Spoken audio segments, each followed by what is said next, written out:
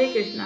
आज मैं आपको माता औसान देवी की कथा बतलाने जा रही हूँ, जो कि मैया हर किसी का सुनती हैं। आज तक कभी मैंने ये नहीं सुना कि उनके डेहरी पे कोई आके सिर झुकाया हो और मैया ने कभी खाली हाथ लौटाया हो। मेरी तो यही पूरा जीवन मैंने जो भी देखा है, सभी माताएं बहनें यही कहती हैं कि हमारी सब मनोकामना माता पूर्ण करती हैं। बोलिए औसान देवी मैया की जय। एक शहर में एक राजा था। राजा की एक बहन रहती थी। दोनों साथ में बड़े हंसी खुशी से रहते थे। पर एक समय बड़ी हो गई बहन जैसे, तो राजा ने ब्याह किया बहन का और बहन ससुराल चली गई। राजा ने ऐसा कोई वस्तु नहीं होगी जो ना दिया हो अपनी बहन को, और बहुत प्रकार से मेवा मिष्ठान धन दौलत घोड़ा हाथी सब दिया, और ससुराल खुशी खुशी उनकी बहन विदा हो गई। परंतु वहाँ पर जाने के बाद सब चीज सामान रखने लगे, और हाथी घोड़ा थे उनके पास जो उनको बांधने के लिए उन्होंने देखा कि खूंटा नहीं है। तब ससुराल वाले उन्हें फिर ताना देते हुए कहते हैं कि कैसा तुम्हारा भाई है कि हाथी घोड़ा दे दिया परंतु खूंटा ना दिया। इससे वो बहुत चिंतित और दुखी हुई बहन कि मैं कैसे ससुराल आ गई, मेरे भाई ने सब कुछ दिया परंतु इन लोगों को संतोष नहीं है। और इस बात को जाकर अपने भाई से कह दी बहन ने कि हे भैया, आपने सब कुछ दिया परंतु उन्होंने ऐसे कहा कि आपने खूंटा नहीं दिया है हाथी बांधने के लिए। तब बड़ा दुखी हुई बहन, और भाई भी बोला कि हे बहन, आज के बाद से मेरे घर में कोई बेटी को मैं कभी नहीं रखूंगा। यदि मेरी बेटी होगी तो भी मैं उसे या तो मार दूंगा या तो मैं बाहर कर दूंगा, क्योंकि इतना कुछ करने के बाद भी अगर तुम्हारे ससुराल वाले संतुष्ट नहीं हैं तो बेटी का होना ही मेरे लिए पाप बराबर है। इस बात को छोड़कर भाई बहन दोनों अपने अपनी जगह में रहने लगे, बहन ससुराल में और भाई अपने घर में। अब राजा की शादी हुई और रानी आई। रानी को पहले ही राजा ने कह दिया था कि हे रानी, देखो, अगर तुमको संतान हो कभी तो बेटी हो तो तुम उसे फेंक देना और बेटा हो तो उसे रख लेना, क्योंकि मैंने बहुत अपनी बहन के ससुराल में ताने सुने हैं, मुझे बेटी नहीं चाहिए। अब कुछ दिन बीतने के बाद में रानी प्रेग्नेंट हुई और उनको एक बेटा और एक बेटी दोनों उत्पन्न हुए। जब बेटी हुई तब रानी बड़ी दुखी हुई, सोचने लगी कि अब राजा क्या करेंगे, क्या मेरी पुत्री को फेंक देंगे या मार देंगे। परंतु माँ की ममता उनको ना वो मारी और ना फेंकी। धीरे धीरे दोनों की भाई बहन की अवस्था बढ़ने लगी। 16 साल बीत गए, बिटिया भी बड़ी हो गई और लड़का भी बड़ा हो गया। अब एक दिन राजा शिकार खेलकर वापस आए और देख रहे हैं कि दरवाजे के पास में एक जोड़ी जूता और एक जोड़ी चप्पल दोनों रखे हुए हैं। राजा ने सोचा कि लड़की किसकी है। फिर अंदर गए और बिना पानी पिए ही रानी को कहने लगे, ये बताओ सच सच कि क्या हमारे घर में लड़की हुई है या लड़का हुआ है। तब रानी हाथ जोड़कर कहती है कि हे प्रभु, आप गुस्सा ना करें, मेरे बेटी और बेटा दोनों हुआ है। एक माँ की ममता को आप जान सकते हैं कि मैं किस प्रकार अपने से अपनी पुत्री को अलग करूं। इस बात को सुनते हुए राजा क्रोध करके कहते हैं कि अभी इसी वक्त या तो ये बेटी रहेगी या तो मैं रहूंगा, इसे अभी यहाँ से जाना होगा। तब उसका भाई सुन रहा था, बोला, पिताजी आप क्रोध ना करें, मैं अपनी बहन को लेकर स्वयं चला जाऊंगा। जब मेरी बहन के लिए इस घर में कोई स्थान नहीं है तो मैं यहाँ कभी नहीं रहूंगा। इस बात को सुनकर राजा कुछ नहीं बोले और उनका पुत्र और पुत्री दोनों जंगल में चले गए। जंगल में जाकर भाई बहन दोनों रहने लगे और वहाँ पर जो भी होता थोड़ा बहुत मांग के खाते, और भाई जाता बाहर धीरे धीरे कमाने के लिए जाने लगा और अपनी बहन को खूब अच्छे तरीके से रखने लगा। एक दिन बहन कहती है, हे भैया, आप तो चले जाते हो परंतु मेरा मन नहीं लगता है इस जंगल में, कुछ ऐसी चीज ले आ दो मेरे लिए भी, ताकि मैं उसके साथ खेल सकूं, बोल सकूं, कुछ कह सकूं, कुछ सुन सकूं उससे और मेरा दिन कट जाए इस तरह। उसके बहन की ये बात सुनकर राजकुमार ने चिड़िया लेकर आया और अपनी बहन को दे दिया। बोला, बहन तुम इसके साथ ही खेला करो और इसे ही पालो पोसो, ये तुम्हारे लिए दिन भर कुछ ना कुछ बोलती रहेंगी और तुम्हारा इस तरह टाइम कट जाएगा। एक दिन खेलते खेलते ही बिटिया दाना पानी देना उसको भूल गई और वह चिड़िया लोग सब मर गई मुरझा के। तब वो रोने लगी जैसे ही देखी कि हे भगवान, अब मेरा क्या होगा। मेरे पिताजी घर से निकाल दिए तो मेरा भाई लेकर मुझे वन में आया। जंगल में हम रह रहे हैं, अगर भाई यहाँ से निकाल देगा तो मैं कहाँ जाऊँगी। हे माता रानी, कहाँ हो आप? मेरी विनती सुनो और मुझे कुछ तो रास्ता दिखाओ। वहाँ पर एक बूढ़ी माँ के रूप में औसान देवी मैया आकर खड़ी होती हैं। कहती हैं, पुत्री तुम क्यों रो रही हो? तब वो कहती है, हे माँ, मेरी चिड़िया मर गई हैं और मेरा भाई आज मुझे घर से निकाल देगा।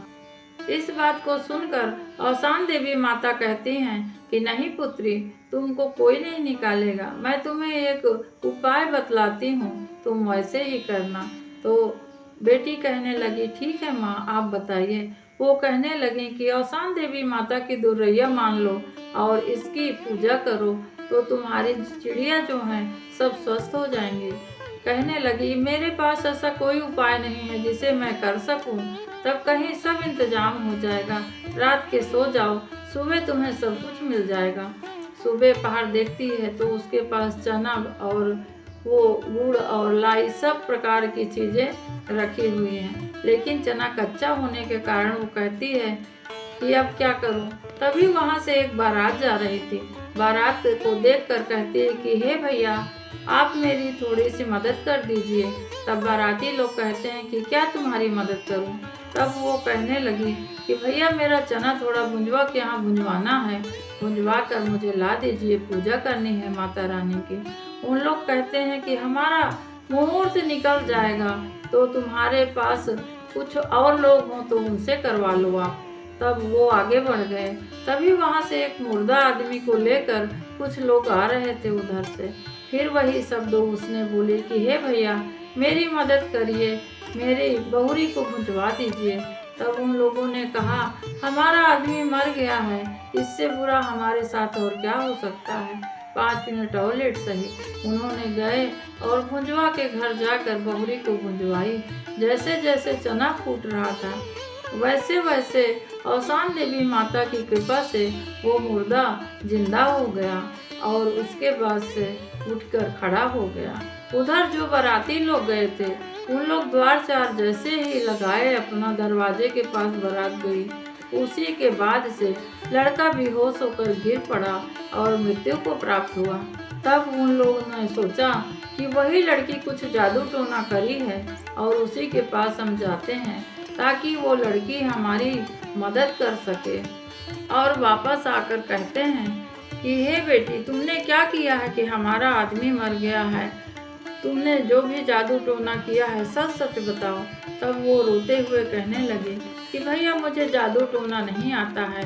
एक बूढ़ी माँ आकर के मुझे बोली कि औसान देवी माता की तुम पूजा करो, उसी के लिए मैंने आपको चना भुंजवाने के लिए कहा था, आपने नहीं माना। शायद औसान देवी माता रुष्ट हो गई हैं, आप उनकी मन्नत कर लो तो क्या पता तुम्हारा दूल्हा ठीक हो जाए। और जो मुर्दे वाले सब लोग थे कहने लगे कि हे मैया, आप किस रूप में प्रकट हुई हैं? हमारा आदमी आज फिर से मरा हुआ जिंदा हो गया। हे औसान देवी माता, आपकी पूजा हम भी करेंगे। अब जाकर मुर्दा जिसके घर में था वो जिंदा हो गया। उसके घर में हंसी खुशी औसान देवी माता की पूजा की सभी ने, और जो बारात लेके गए थे वो भी माता रानी की पूजा की। उनका भी आदमी फिर से खड़ा हो गया दूल्हा। और औसान देवी माता की कृपा से उस बिटिया की चिड़िया लोग भी जी गईं। औसान देवी मैया ऐसी हैं कि सभी पर कृपा करती हैं, कोई भी अनाथ नहीं है। जब तक मैया की कृपा है सब कोई सनाथ है। सभी की इच्छा पूर्ण हो, जिसे संतान न हो उसे संतान देना मैया। जो सुहागवती स्त्रियां हैं उनका सुहाग अखंड रखना मातेश्वरी। और जो लड़कियां हैं उनको मनभावन पति देना। सभी की सुहाग की रक्षा करना। बोलिए औसान देवी माता की जय। माँ भगवती आप सभी प्रकार से कल्याण करना मातेश्वरी। दी कलशवा में पानी ओ मैया आओ शान महारानी, भर दो कलशवा में पानी ओ मैया आओ शान महारानी। सबका तो दी हो मैया माथे का बिंदिया, सबका तो दिया मैया मांगे का सिंदूरा, हमहू का दियो जग जानी ओ मैया वो शान महारानी। कर दिया कलेसा में पानी ओ मैया वो शान महारानी। सबका तो दियो मैया महिला दू महिला, सबका तो दिया मैया महिला दू महिला, हमहू का दियो जग जानी ओ मैया अवसान महारानी। भर दिया कलशा में पानी ओ मैया अवसान महारानी।